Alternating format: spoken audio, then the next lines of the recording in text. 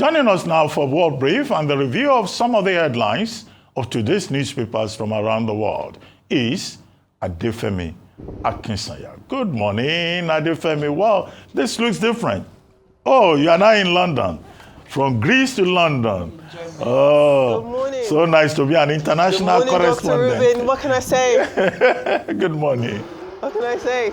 It is much colder. Good morning. It is much colder in London, I have to say. I have to put on a big cold. You know, after the days in Crete and being in Lagos, I'm used to a certain climate. So the cold is affecting me differently this morning. But what can we say? Good morning to you all. Good morning, Vinbai. I hope you're doing well. Occupational hazard. And Rotus, good morning. I think Rotus is on set too. Yes. What can we say? You're right, Vinbai, an occupational hazard. Good morning, Adefemi. Good morning. Alrighty, well, we're going to do things a little morning, Rotas. We're going to do things a little differently this morning. We're going to start with the newspapers, and then, of course, we're going to move into our global stories, because today, Friday, the 1st of August, is what Trump calls Liberation Day. So, of course, we're going to be talking tariffs, and we're going to be tackling it from a global perspective and, of course, a business perspective. That's why we have our trusted business correspondent and anchor, Rotas Sodiri, on set. But as I said, let's start with the papers. As ever, we begin with the front page of This Day, and This Day does start with the welcome news of rehabilitation, of renovation coming to the #1 terminal of Lagos Airport. Now, that is the Federal Executive Council approving 712 billion naira for the full rehabilitation, upgrade and modernization of the International Terminal 1 at the Murtala Mohammed International Airport in Lagos. Now, the move is reported to be the centerpiece of a sweeping 900 billion naira aviation infrastructure plan for the country. The rehabilitation project is also to be done within 22 months. So within 2 years, we should be seeing a brand new terminal at Lagos Airport, which many people would welcome. Especially if you've walked through the first terminal of the airport, you'd know that some renovation is well overdue. But in talking about the federal government and their spending on infrastructural development, there's also the news of a new oncology center being built on the grounds of the University College Hospital over in Ibadan. So that's something that's definitely welcome. But this is, of course, happening against the backdrop of this nurses and midwife strike, which is continuing. We are hearing, as is reported, that the federal government will be addressing these issues here, highlighted by the striking nurses and midwives. Now, speaking of the nurses and midwives on strike, the Leadership newspaper on Friday does lead with many critically ill patients being turned away from hospitals because, of course, the midwives, the nurses, they aren't there. They are severely understaffed, and this is, of course, the whole point of strike, so that the populace, so that the federal government can understand why people are deciding not to come to work, because they believe that their working conditions and their compensation should improve. That's what we're seeing there. If we move on to the New Telegraph this morning, there are reports that President Tinubu is planning financial support for 8.8 million people at the grassroots level in Nigeria. That is, of course, also happening as Niger State is taking the federal government to the Supreme Court over its exclusion from this 13% derivation fund. So it just, again, brings up this conversation about the inclusion or the development, or how the federal government under President Tinubu's watch is including different regions of the north there. Let's move on to the Daily Independent. It also leads with this grassroots story, another example of the federal government making sure that the people who need the help the most are front of mind. So we are keeping a close eye and making sure that these headlines actually translate into action, especially for the people who are desperately waiting for funds and support to trickle down to them. Let's move on to the Punch. We are talking oil once again on the front page of the Punch, as marketers are warning against disruption. That's as the Dangote refinery moves to securing a direct fuel supply. The Vanguard this morning, it leads with how the misuse of the Cybercrime Act has cost Nigeria 1.1 trillion naira in losses over the past 7 years. And that is something that we've been seeing over the course of these years. We've been seeing telecoms, banks their networks being breached, hacked, and the like. So this is putting that all into perspective. Let's take a look now at some UK papers very quickly. The UK Guardian this morning does lead with the headline, which is titled "The Mathematics of Starvation: How Israel Caused Famine in Gaza." And you can see their picture headline is a picture of another starving child. And finally, The Times has Steve Witkoff, the US envoy to the Middle East, going into Gaza for a first-hand assessment sites. It'll be interesting to see what he has to say, especially since there have been very serious allegations going against the Gaza Humanitarian Fund, which is a US and Israeli-backed agency delivering aid, but has also been accused of killing people, killing Gazans as they approach those centers. Those are your papers from Nigeria and around the world. Love to hear your thoughts before we get on to the tariffs.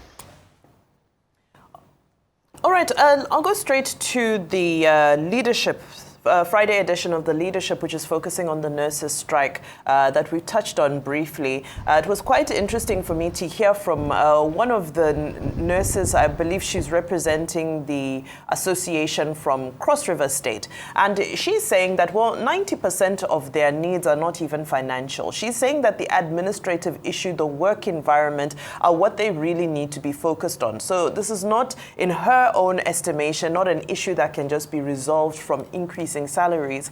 They want to see a Department of Nursing, for example, being created in the Ministry of Health. She argues that there's a number of court judgments and so forth that have been passed in the past, some since 2016, that are still not being implemented, that are supposed to make work easier for the nurses, and she argues that those are being ignored. So I think they've made their point. They're going into a second day. I believe it has been debilitating, it's been crippling, and I just hope that some type of a compromise can be reached, because the stories are harrowing as to how this is impacting people who need to access healthcare, especially with regards to emergencies. Okay, the nurses and midwives story is on the front page of Leadership. It's also on the front page of The Guardian. Now, it's very concerning that, after a fashion, the Nigerian government waits for labor negotiations to get out of hand before it even lifts a finger. This has happened before, so it's not surprising. Now, this Association of Nurses and Midwives served notice. They gave a 15-day ultimatum on July 14. Government just ignored them. And it is on the basis of that they have now decided to go on a 7-day warning strike. Now, of course, government has suddenly woken up to say, oh, strike is not the solution. We have seen it before in the health sector, either with resident doctors or with also nurses and midwives. We have seen it also in the education sector with university teachers or polytechnic teachers. So we need to do something about how, government manages labor affairs. Now, the second thing is that, look, the responsibility of government is to provide security, to also look after the survival of the people, security of lives, and under that will come health. It's not enough to say we are going to set up an oncology department in UCH. When you don't pay the nurses, you don't pay the midwives, you don't pay the resident doctors, they are asking for better payment. They are asking for better conditions of service. They are also saying in the federal medical centers that more nurses should be recruited so that there will be more hands. What is the effect of this? Patients are now being turned back. They are being discharged. So where does that leave all the promises by government with regard to health to take care of the people? If you construct roads and the people are not healthy and the people are dying, who is going to use those roads? If the hospitals become mini mortuaries, what purpose is government serving within the purview of Section 14 of the Constitution? This is the paradox. So we can come and say we are providing infrastructure, we are building oncology center, the professionals that are supposed to work there. Isn't this the same country when one minister, famously said that if doctors want to leave the country, they can leave. If nurses want to leave, they can leave. That kind of arrogance should not be seen under the Bola Ahmed Tinubu administration. Agreed. Thank you for your wonderful submissions, both you, Bimba, and Dr. Rubin. It's very insightful feedback from you both there. As ever, let's move on now to our world brief. Let's take a look at what is happening. As I said, today is D-Day for Trump's tariffs, Friday the 1st of August. Let's break down what it means for us to be on Trump's Liberation Day. Now, over the course of this chat, you're going to see a series of different graphics that have been put together by our wonderful Rota Sidiri that shows you what different countries are affected by these tariffs, and they're going to be broken down by different regions of the world. So pay attention to those images while I explain from a global perspective really what we are seeing here. So firstly, just to make things clear, the universal tariff for goods coming into the United States, that remains at 10% across the board. Now, that's the same level that was implemented on the 2nd of April when all of this really started by Trump. Now, that 10% rate, though, that applies only to countries with which the United States has a trade surplus with. Now, a trade surplus occurs when countries with which the US exports essentially would export more than it imports from them. So that would create a situation where the US would enjoy a trade surplus. So those countries, they would keep that 10% rate. That applies to most countries. But as mentioned, back in April, President Donald Trump self-declared this Liberation Day, and he then unveiled a US economic emergency and announced tariffs of at least 10% across all countries, with rates even higher for 60 countries, all trading blocs that have a trade deficit, or rather a very high trade deficit with the United States. Now, just before his midnight deadline, which brought us into Friday the 1st of August, Trump did announce adjustments to some of those reciprocal tariffs ahead of the deadline. Now, speaking of those most countries, now let's take a look at how Nigeria and some African countries are going to be affected by these tariffs. Now, Nigeria specifically, Nigeria's tariff increases slightly from 14% to 15%. Now, the United States does have a trade deficit of about $1.5 billion as of 2024. That's according to the United States with Nigeria. So that is why we're seeing Nigeria's rate is 15% and not at 10%, for example, right? And then if we're staying on the African continent, you've got the likes of Cameroon and the Democratic Republic. Their tariffs have also increased, but this time they've increased from about 11% to 15%.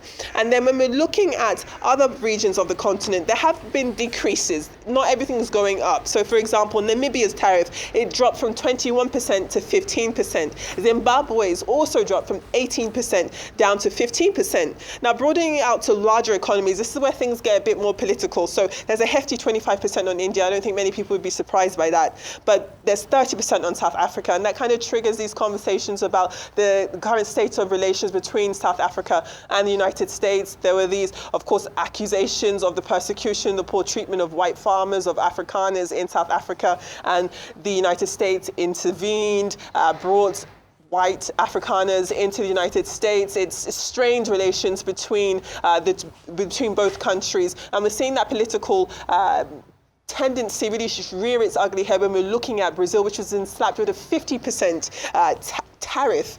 Now, when we're looking at Brazil, we do know that in the recently concluded BRICS summit that took place in Rio de Janeiro last year, Trump was not happy with seeing these huge economies coming together and discussing about potentially turning away from the United States.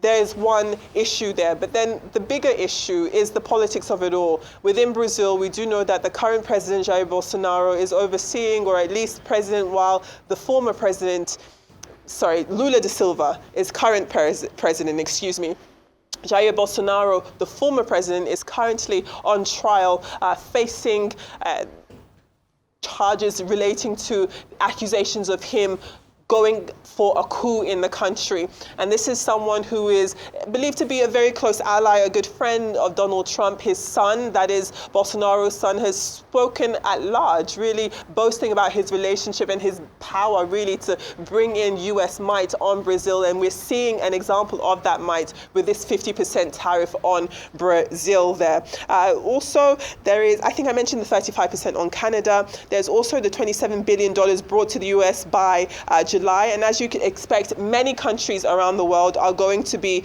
expecting a big bill coming from the crunch all of the numbers. I'll throw back over to you, and I'll be listening in to what you have to say too.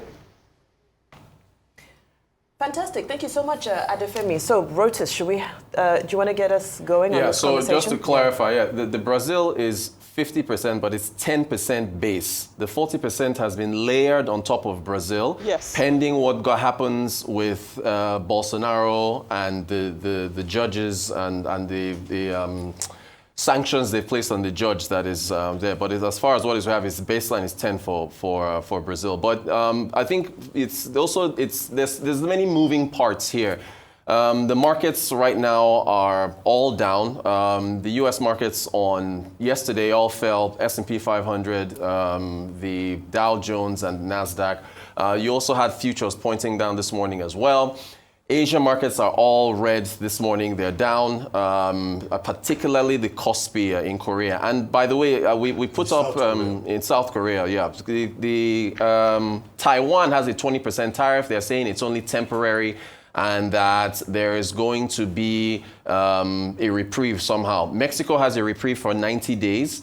Where Claudia Sheinbaum is supposed to be discussing with President Trump going further. European markets are also down as well. Everybody's taking this in with respect to, how they are going to how these tariffs are going to crimp demand. Even oil prices are down, but oil prices, you're looking at, well, on the one hand, demand will be hit, which will hit or rather, countries will be hit by these tariffs, which will reduce demand for oil, versus the tariffs that are being threatened on Russian oil, which will impact supply. So there's a little bit of a tit for tat there. But I think it's also very important to remind everyone of the oral arguments in courts. The U.S. Federal Circuit Court that began yesterday. And as was expected, the judges there, this is from the Wall Street Journal, it is the opinion page, but it said a rough day in court for tariffs. Brett Schumer is the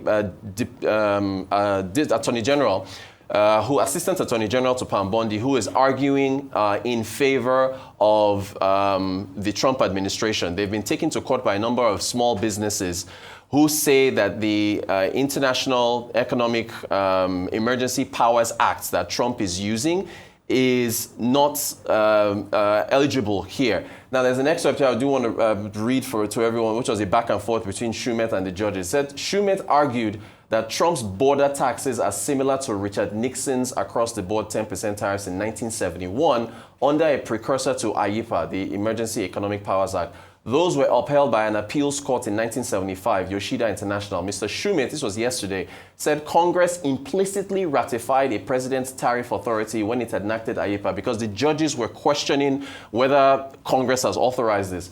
But that appellate court stressed that Nixon's tariffs were legal only because they were temporary measures and weren't, quote, imposing whatever tariff rates a president deems desirable.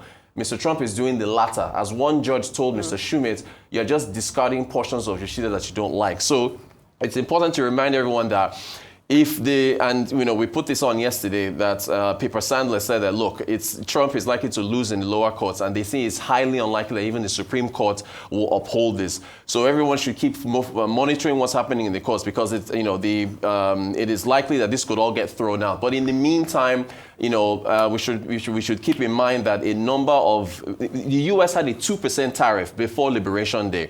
We're now at a baseline of anywhere from 15 to 20%. So while tariff revenues are coming in, inflation is creeping in slowly into a number of goods, which is going to hit consumers at the end of the day. For Nigeria, thanks for bringing up the trade deficits, Adefemi, at least as of 2024. Oil is excluded from this, but and generally that's the majority of what Nigeria exports to the United States. But we still have to look at the non-oil side of it, which will be hit as well. So there's three entities that have to eat these tariffs. There's the exporters, there is the importers, and then there's the final leg, which is the consumers. So that's what everyone is looking at. And again, this is still very dynamic because the negotiations are still going on. Even with Canada, Trump signed an executive order yesterday increasing the tariffs on 25 to 35%. We understand that there's still discussions going on. Then you've got the 90% reprieve, 90-day reprieve with Mexico. So he's, in a sense, the goalposts are still moving a bit, but you can see that the markets are reacting negatively to this. Right. Okay. So I'll quickly go to the actual implementation of the tariffs. As much as today is D-Day, the executive order does say that these modifications shall be effective with respect to goods entered for consumption, etc., within 7 days after the date of this order. So there is a 1-week window, which is just supposed to allow those who are in the middle of a transaction to ensure that those goods can get in and so forth. So today is D-Day. However, the executive order itself states that the tariffs themselves will become effective 7 days from today. That's just as a side note. But however, focusing on the African continent, I think a huge relief for Lesotho, who initially had been slammed with 50% tariffs and couldn't understand why. And of course, their major export to the United States is textiles. And the nation had declared a state of disaster for the next 2 years because they didn't know how they would cope. So a big relief for them, going up from 50% and now coming down to 15%. Now, another relief was, of course, for countries like Nigeria, BRICS countries, in general, because remember there had been the threat of an extra 10% tariff for BRICS members. That does not appear to be the case as it pertains to this executive order, but this is Donald Trump. He can still wake up tomorrow and remember that he's left out the BRICS countries. But for now, that is a huge sigh of relief, especially for Nigeria, which is playing at the lower end of the tariffs with 15%. If that extra 10% had come in, that certainly would have been a major challenge for Nigerian exporters. Quickly to South Africa, which is another country that will be hit hard, 30%. And of this 30%, of South Africa's exports to the United States, this is dominated by automobiles and agricultural produce. It is said that as of today, from this period, no less than 100,000 jobs will be lost in South Africa. They've tried to negotiate. Unfortunately, they have failed to do so. And this spells disaster for the South African economy. Yesterday, the governor of the Reserve Bank of South Africa cut rates. And of course, in anticipation of what would happen today, of course, they're cutting rates in a bid to try and make money accessible to people so that they can stimulate the South African economy and try to mitigate. But it's going to be a tough one to balance out what's about to happen to the South African economy. Now, very quickly to the people I think are the winners in this, still focusing on Africa, Kenya, Morocco, who are sitting at the baseline, which is 10%, I believe. Now, what is the advantage that these people have? If you remember, I'd made the argument that the countries that are really feeling the pinch of these tariffs are those that have reached a good level of industrialization. Morocco is another big center for automobile manufacturing. They have Peugeot, they have a number of manufacturers there. So this is going to be a good window for them to be able to start getting more cars out to the United States. Kenya, textiles. The Kenyan government is already moving to see how they can boost textile exports to the United States, given the fact that now Kenya has become more competitive in its ability to trade in textile with the United States. So a mixed bag for us. Here in Nigeria, of course, we know that what is still a question mark, it's still a gray area, is AGOA. What will happen to AGOA that still dominates most of the exports that Nigeria does to the United States? Of course, we have oil, but then we also have the agricultural exports, cocoa, cashew nuts, and so forth. So I think there's still questions, and I hope, of all those people who sit in the White House or who have the opportunity to interact with President Donald Trump, somebody can finally ask him what's going to happen to AGOA. What is the caveat in this executive order for deals of that nature? So that's my summary from an African perspective of the tariffs. AGOA, look, South Korea has a free trade agreement with the United States. He ripped it to pieces. The USMCA was under his first term. He ripped it to pieces. So AGOA, for all intents and purposes, is ripped to pieces. That's an assumption. Though. Well, if he did that to if the precedent is others are ripped up, then why would AGOA stand still? So fair enough. Okay. Yeah. Yesterday, ahead of the deadline, the hard deadline, as Besant calls it, at 4:00 GMT Eastern Time on the eastern coast of the United States, President Trump signed a new executive order and announced tariffs ahead of the hard deadline of August 1. Now, what are the main highlights? All the tariffs have been listed on the White House website. Those that are not contained in that executive order will get an additional tariff of 10%. The tariffs range from 10% to 41%. It's Syria that has that 41%. Switzerland has 39%. South Africa has 40%. Myanmar has 30%. South Africa has 30%. Myanmar has 40%. All transshipped goods that arrive in the U.S. after August 7 will also attract 4%. So it's a range between 10% and 41%. Most African countries are in the 15% range. Nigeria, Cameroon, Democratic Republic of Congo, Zambia, Zimbabwe, and so on and so forth. And there are other countries on that list too. Cambodia, Malaysia, and okay, you have that variation. Lesotho, which you mentioned. Yes, from 50% to 15%. However, the damage has already been done. Lesotho in the textile and garment factory had shut down many of the manufacturing companies and has had to lay off staff. So it's not as if it's something that, Lesotho can jubilate about. Now, Mexico has been given another window of 90 days. Canada got 35%. And the excuse is that Canada is a major route for drugs. Canada, of course, denies that. Some of the affected countries are saying that, there will be reciprocal action. However, the major thing is that we now have some certainty about Trump trying to reset global trade in relationship with the United States. Will he succeed? He says it is a big day. He doesn't call it D-Day. He says it's big day for America because he thinks America will get more revenue, local manufacturing will take place in America, and it will be to the advantage of America. He can bluff everybody because the American economy is doing 3%. But I think what he has done successfully again is to upend global trade with shock, chaos, confusion. But there is a certain level of certainty as of this morning. Countries know where they stand. But we expect that there will still be deals. There will still be negotiations. And the big elephant in the room is China.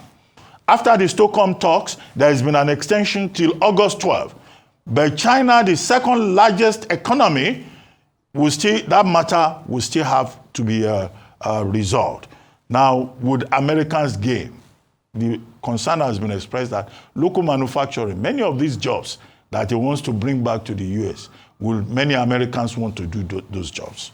Now, with tariffs going up, prices will go up in the United States. That will lead to inflation. In other words, it's not an automatic thing for the United States to be jubilating. Well, some countries are in trouble, like Germany, because of the automotive factory. They will have to pay more in terms of what they take to the United States. As for Nigeria, yes, we got 15%.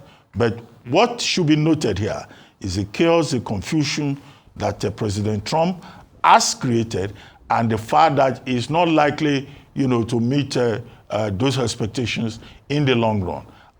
Look at the confusion. First he said 90 days. Then he said 120 days in 120 days. Then he said, what's his name? Peter Navarro said 90 deals in 90 days. But as of yesterday, before the announcement of this fresh executive order, only 8 countries have been able to sign deals with the United States. Well, I've seen some analysis saying this is not taco. Trump always chickens out, but we should expect more deals, more negotiations to take place. As for the African countries, well, South Africa is adversely affected. And you know the relationship between the United States and South Africa. Yeah. Well, Nigeria, I don't think we're so badly hit, by this. But in any case, there's room among these countries to continue to negotiate. And what Trump may have achieved, whatever the skepticism about the eventual outcome of this upending of global trade, is that he has put America right at the center of global trade negotiations. Markets, it's not surprising that markets are in the red, they're watching. But not as bad. As April 2nd. As April 2nd, Yeah. particularly in the United States. And there wasn't much drama yesterday. On April 2, Liberation Day, there was so much drama. Everywhere. But yesterday, we just had this new executive order. Indeed. So maybe Trump too is learning some His own lessons. lessons. All right, on that note, thank you so much, Adefemi Akinsanya. Enjoy your time in London. We'll continue with some business updates from Rotus Adiri, who's already with us here in the studio. Rotus, take it away. Go ahead. Yeah. No, we're actually done. That is Are the we business done? update. Is that the business update? That's Okay. it. See you guys I on thought you Monday. wanted to talk about STEM. Yeah, STEM. No, unfortunately, we don't have enough time for STEM. Maybe we'll talk about that on Monday. Yeah. Thank you very much. Thank you.